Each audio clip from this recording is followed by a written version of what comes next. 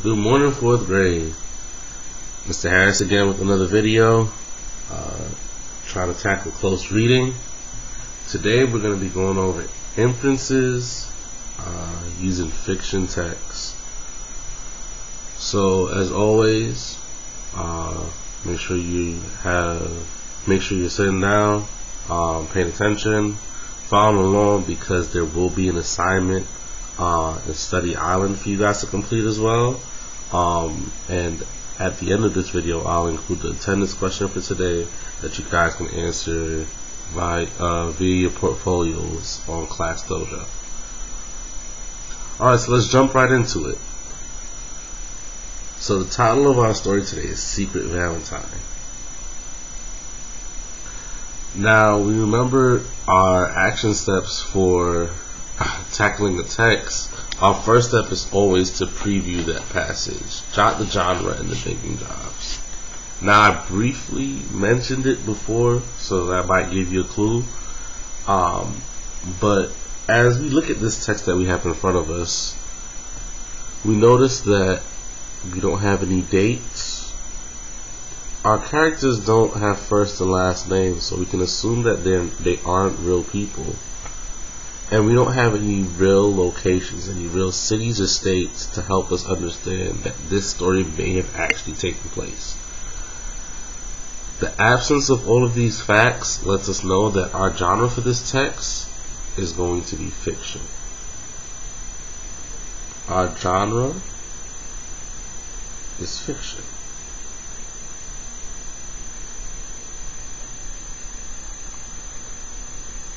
Now we know with fiction text, our main focuses are for our thinking jobs.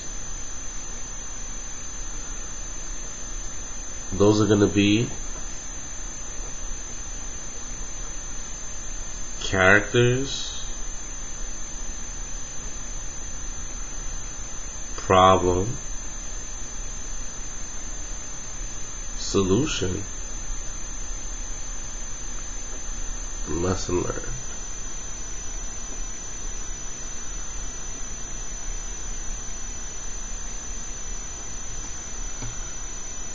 So as we read through this text, it's our job to make sure that we're answering these thinking jobs as much as possible. So let's get started. Marta looked around the classroom wondering who might have written the poem. The verse was written in beautiful cursive letters on a white heart. The edges of the card were trimmed with pretty lace. So here we're introduced to our first character, and we can just put C here for our character, who was Marta. She's probably going to be our main character throughout the story. And here we're also introduced to our problem. Problem is Marta doesn't know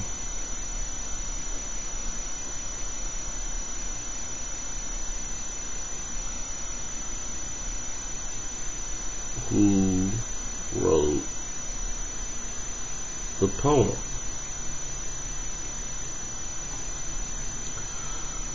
So let's read to find out how we can answer our problem, how Marta solves the problem.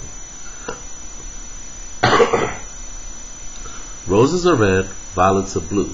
You're a nice friend with great taste in shoes. It's a nice poem. Marta looked at her glittery black sandals and smiled. It must be a girl, she thought, to have such pretty handwriting. Marta glanced over at her best friend Angela. Angela had a frown on her face and seemed confused. What's wrong? Marta whispered. Well, nothing really, Angela replied. It's just that I got this Valentine from someone and it doesn't have a name on it. It just says Anonymous Admirer. So, we're introduced to Marta's best friend. We can jot that. Angela is Marta's best friend. What's wrong? Marta whispered. Well, nothing really, Angela replied. It's just that I got this Valentine card from someone who doesn't have and it doesn't have a name. It just says anonymous admirer. So Angela also got a card. Here, let me read it.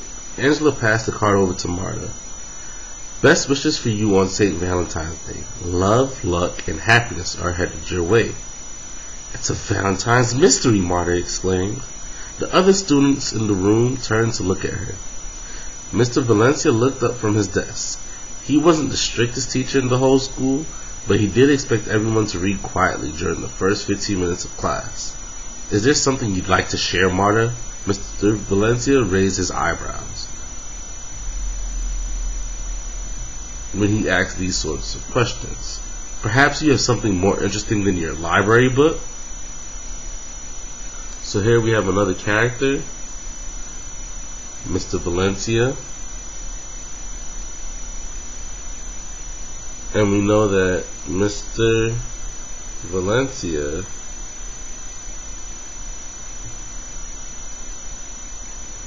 expects silent reading. Valencia reminds me a little bit about a little bit like Mr. Harris.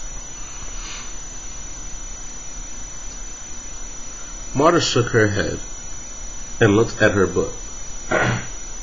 Still, the poem rattled around inside her brain.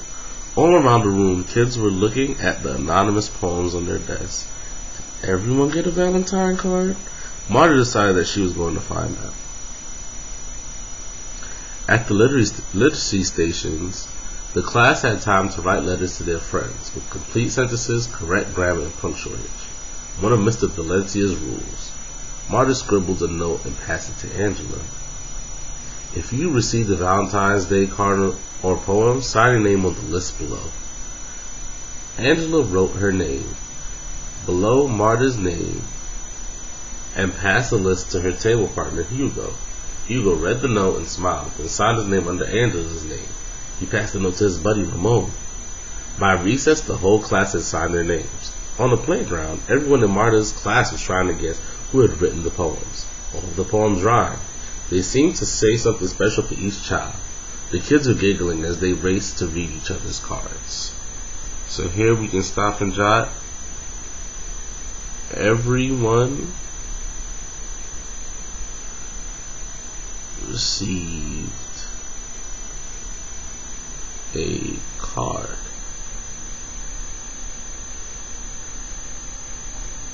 When recess was over, Marta and Angela came into the class and sat down. Marta had her list of names, and she counted all of the kids in her class. There had to be some mistake.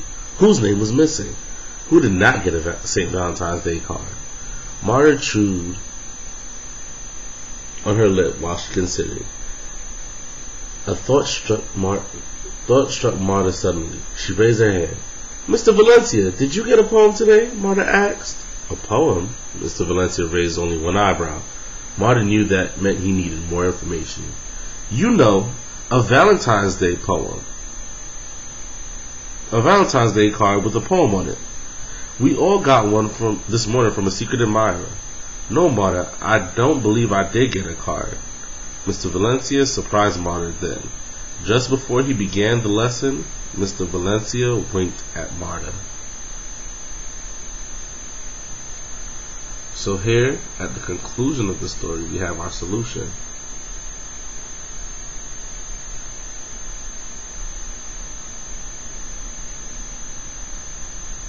Our solution is that Mr. Valencia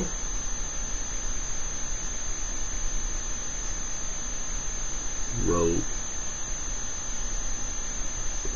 Valentine's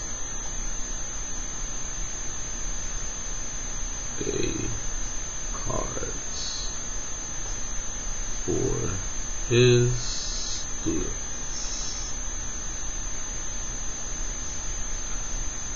And at the very bottom we can write our lesson learned. Our lesson learned is our moral for the story.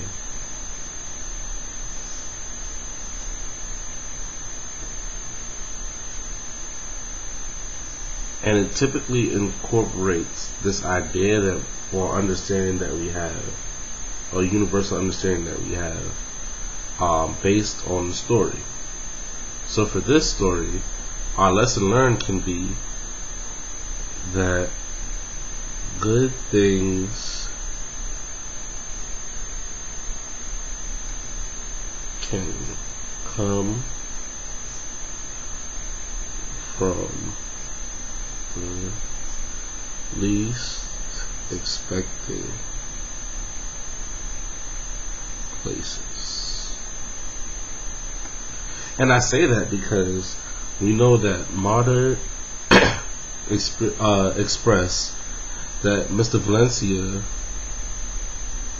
may not have been the strictest, but he did expect everyone to be quiet. So she expected all of the students, and that's why she went with the students first and questioned the students about sending the Valentine's Day card. But she notices after a while, after counting everybody, that Mr. Valencia didn't get a Valentine's Day card. So it's possible that he may have been the person that wrote it. So after completing the reading, we always jump into our questions. Our focus questions for today for inferencing are questions number 1, 3, and 4. So let's answer these questions. I'm going to read the question, give you all a chance to pause the video and answer it for yourself, and then I can go through explaining it. Look at this line from page 6, paragraph 6.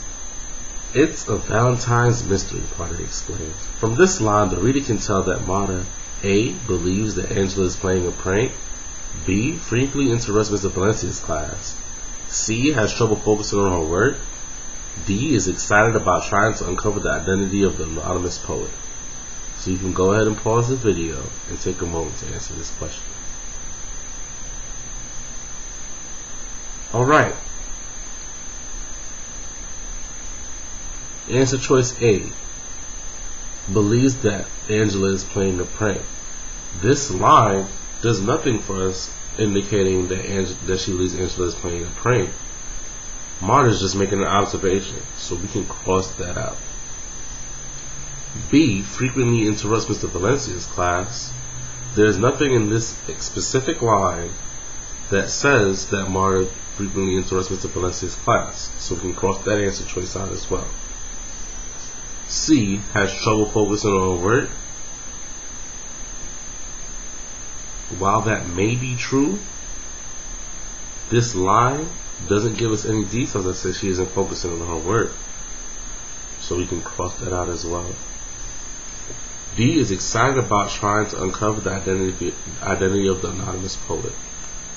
We see an exclamation mark here that typically means that somebody is shouting, and we see that the author includes that she exclaimed. Exclaim means to shout. So we can circle D because she's shouting with excitement because she's identified that it's a Valentine's Day mystery. Question number 3. The picture of the Valentine's Day card and the description of Marta's card in paragraph 1 help the reader understand that the Valentine's cards were A. bought at a local supermarket, B. very expensive gifts, C. very old, D. thoughtfully designed and written. The picture of the Valentine's Day card and the description of Marta's card in paragraph 1 help the reader understand that the Valentine's Day cards were, and you can pause the video now and give yourself a chance to answer the question.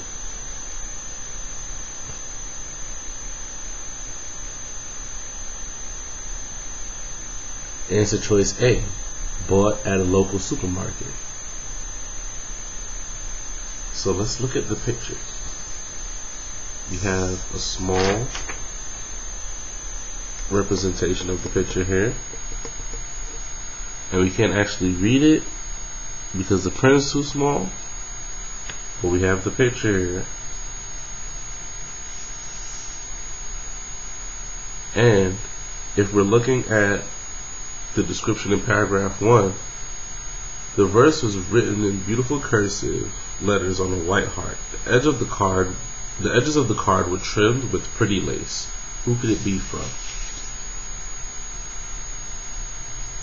So, if it's so beautiful, with cursive writing on it and pretty lace, chances are it wasn't bought at the local supermarket. Very expensive gifts? Not necessarily, because at the end of the day, it was just a card that was given to each student. C, very old. Nothing about the description or the picture gives us the idea that these were old. D, thoughtfully designed and written. Now when we look at the actual design with the lace and the poems to each individual student, we know that answer choice D is the correct answer.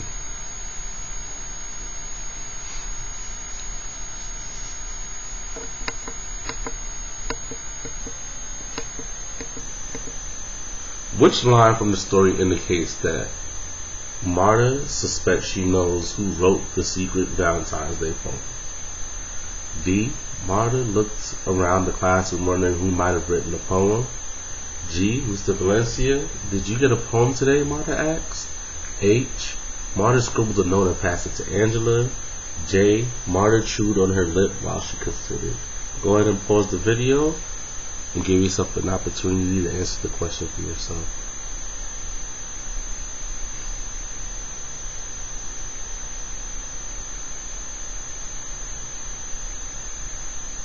Now if we look at answer choice F, Marta looked around the classroom wondering who might have written the poem. That doesn't suggest that she knows who wrote it. It suggests that she's still confused about who may have written it. So we can cross that answer choice out. G. Mr. Valencia, did you get a poem today? Marta asked. Well, we know by the end of the story that there's a chance that Mr. Valencia wrote the poems. So let's write a question mark here for now and continue. Marta scribbled a note and passed it to Angela. Well, her and Angela had already spoken during the story about receiving the notes and who may have written it. So she knew Angela had not written it by that point. Marta chewed on her lip while she considered. That shows that because she's still considering while she considered. That lets us know that she has not figured out who wrote the poems. Her question to Mr. Valencia, while not accusing him of writing the letters, does suggest that she believes he may have been the person that wrote the letters. So answer choice G is the correct answer choice.